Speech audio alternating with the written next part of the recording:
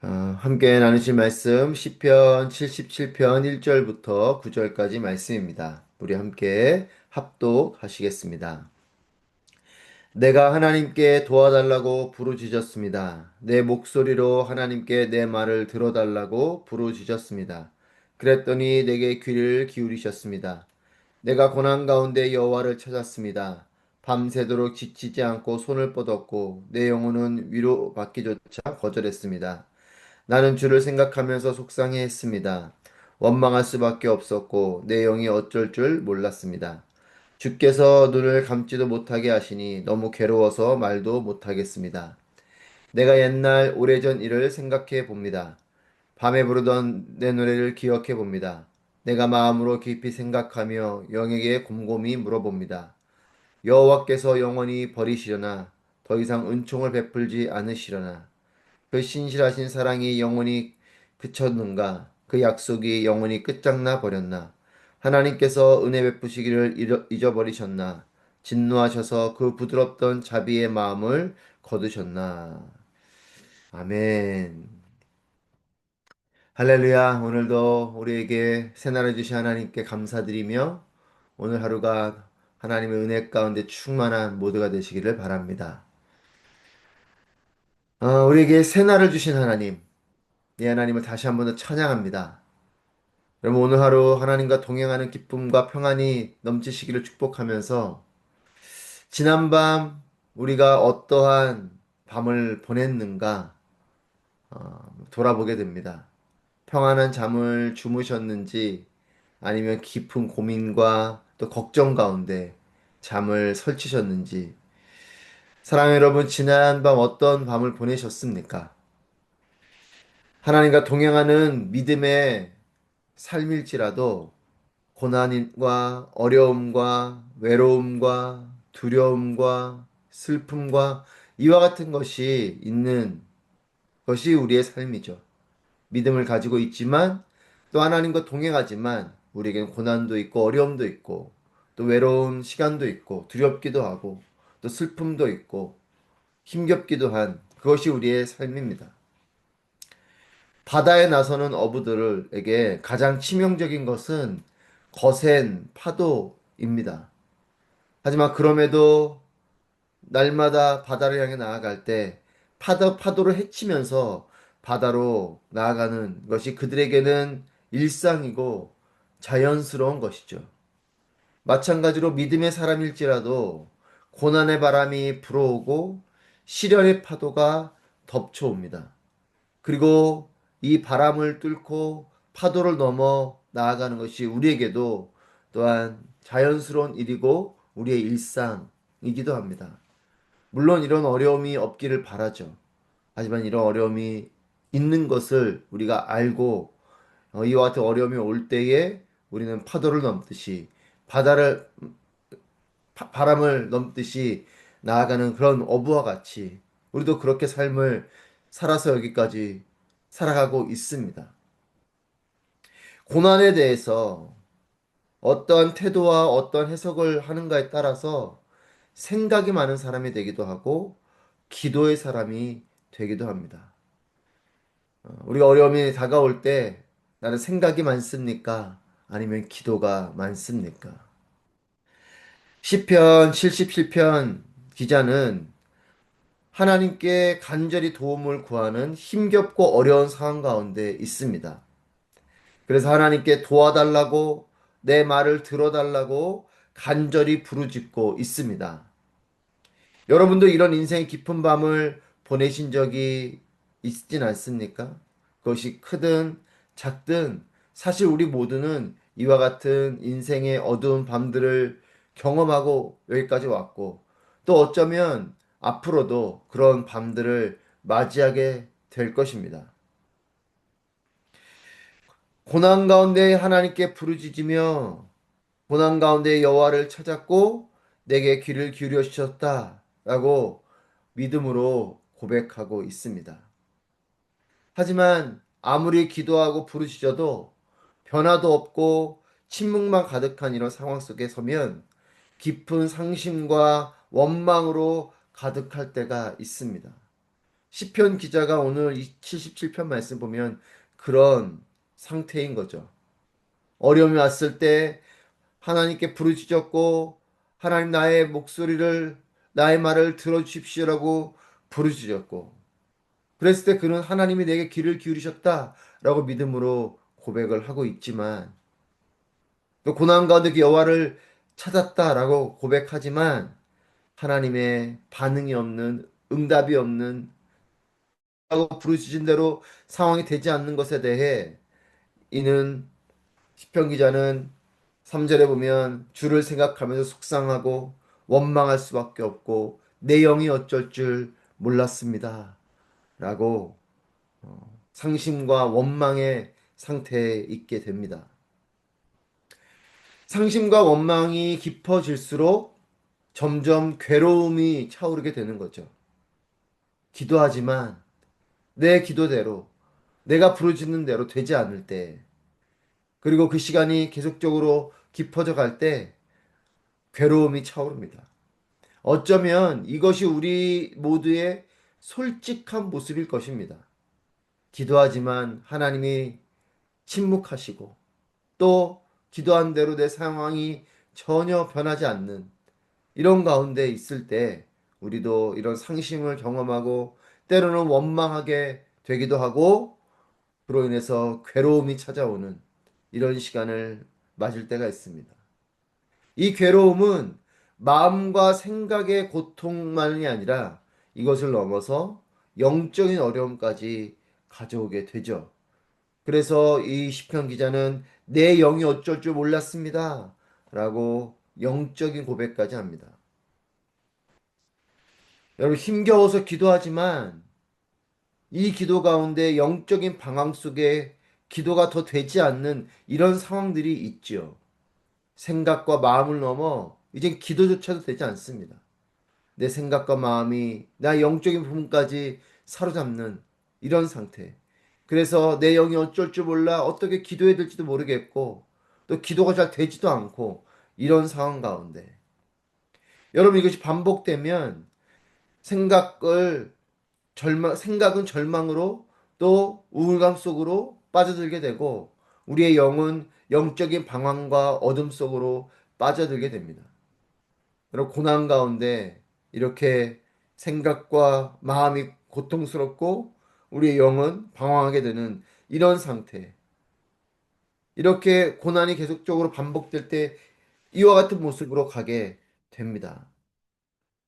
인생의 깊은 어둠 속에서 시편 기자는 간절히 기도했지만 상황은 여전히 고통스럽고 하나님은 침묵하시는 그로 인해서 속상함과 원망의 마음을 품습니다.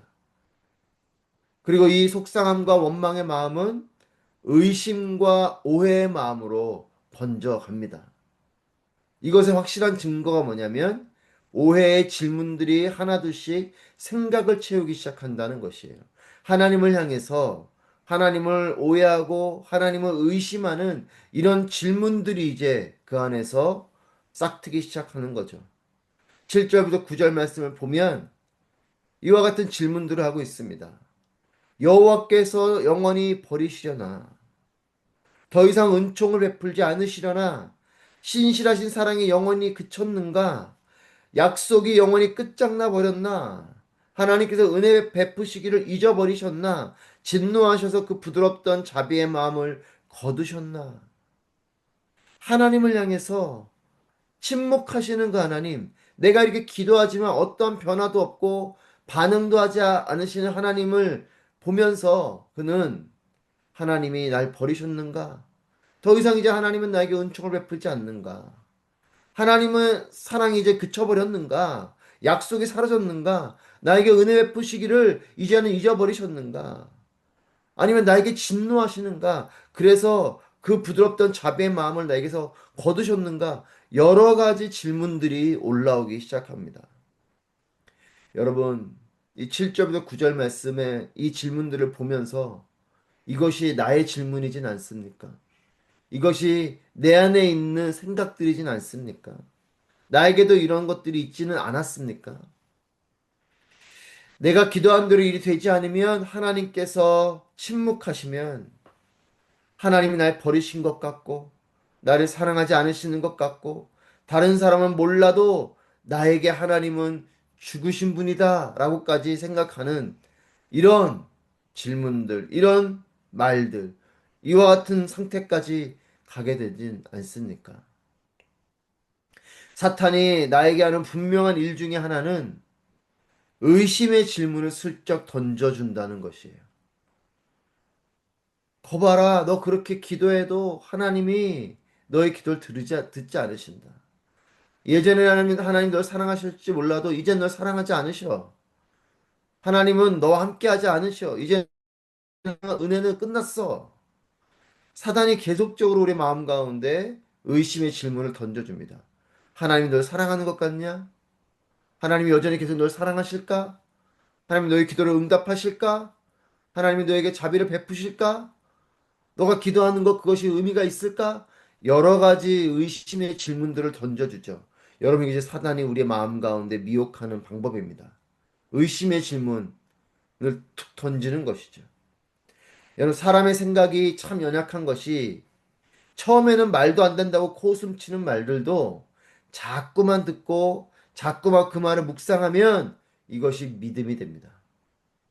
여러분 그래서 악플을 보면서 사람들이 죽음까지 묵상하게 되는 거예요. 왜냐하면 처음엔 코웃음 칩니다. 근데 그 말이 자꾸만 내 안에 되뇌어지면 내가 정말 그런 보잘것없는 사람 같고 정말 삶을 살고 싶지 않고 여러분 이런 상태로 가게 되는 거죠. 여러분 그래서 중요한 것이 하나님이 누구이신지 하나님은 어떤 마음과 행함을 하시는지 분명히 알려주시는 하나님의 이 말씀을 자꾸만 입술로 고백하고 이 말씀을 듣고 이 말씀을 내 마음 가운데 계속해서 기억하고 또 소리내어서 그 말씀을 외치는 것 이것이 너무나 중요한 것이죠. 여러분, 그로 인해서 내가 내 입으로 소리내는 그 말씀이 내 귀로 들리게 하고 또 내가 귀로 들은 그 말씀을 계속 내 마음으로 묵상하는 여러분, 그렇게 내가 듣는 것이 하나님 말씀이 될 때 그로 인해서 하나님이 어떠한 분이신지 하나님이 어떻게 일하시는 분이신지 하나님이 누구이신지를 우리가 자꾸만 마음속에 되뇌이고 기억하는 것이 중요한 것입니다. 안 그러면 사단이 계속해서 우리의 귓가에 우리의 마음 가운데 의심의 씨앗들을 뿌리기 때문에 여러분 하나님은 말씀을 보면 하나님이 때로는 침묵하시는 시간이 있지만 하나님은 분명합니다. 우리를 사랑하시는 분이세요. 하나님은 그 자비와 긍휼을 멈추는 분이 아니십니다.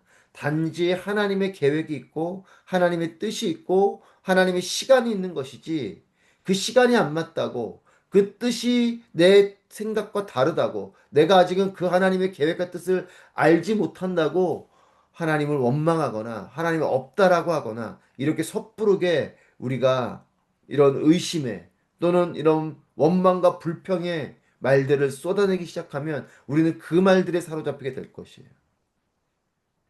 여러분, 그래서 하나님 말씀을 자꾸만 우리가 소리내어 하나님 말씀의 소리가 내 귀에 들리게 하고 그렇게 소리내어 읽으면서 소리내서 선포하면서 또 그 말씀 마음간에 새기면서 그렇게 나아갈 때 오해의 질문이 들어와도 우리는 오해의 질문을 내 말로 하는 것이 아니라 믿음의 고백과 선포를 내 말로 하게 되는 것이죠. 하나님이 침묵하셔도 하나님은 살아계시고 하나님께서 내가 기도하지만 응답하시지 않는 것 같아도 하나님의 때가 있을 것이며 하나님의 신실하시며 하나님은 나를 사랑하시며 하나님께서 하실 것이며 하나님이 이루실 것이고 하나님이 날 인도하실 것이고 여러분 시편 23편의 고백처럼 여호와는 나의 목자이시니 내게 부족함이 없으리로다. 여러분 이 고백은 정말 자기가 풍요롭고 좋은 상황 가운데 한 것이 아니에요. 하지만 그는 하나님을 알고 있습니다.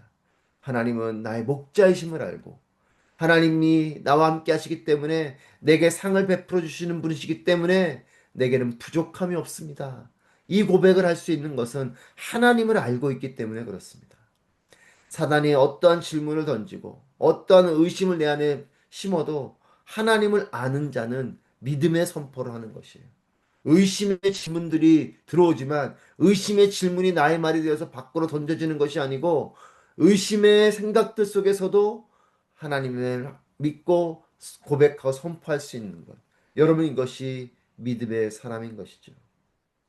여러분, 아담이 하나님 말씀을 분명히 기억하고 하나님 말씀을 분명히 하고 있었다면 사탄이 그에게 질문을 하고 다가올 때 그는 흔들리지 않았을 것입니다. 여러분, 그렇습니다. 의심의 질문이 들어올 때 하나님 말씀이 분명하면 우리는 흔들리지 않을 것이에요.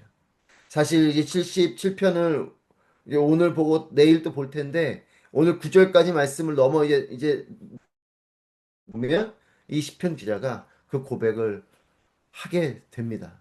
그렇습니다. 이와 같은 의심의 질문들이 올라오지만 이의 입술은 결국 하나님을 고백하고 믿음으로 선포하게 되죠. 여러분, 우리는 누구나 인생의 어둠에 머물게 될 때가 있습니다.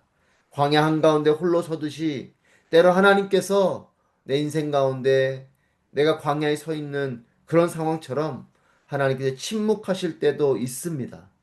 기도하지만 믿음을 품고 기다려보지만 내 생각대로 되지 않을 때도 있습니다. 하지만 끝까지 여러분 정말 끝까지 포기하지 말고 믿음으로 끝까지 하나님을 고백하고 믿음의 선포를 하는 저와 여러분 되시기를 바랍니다.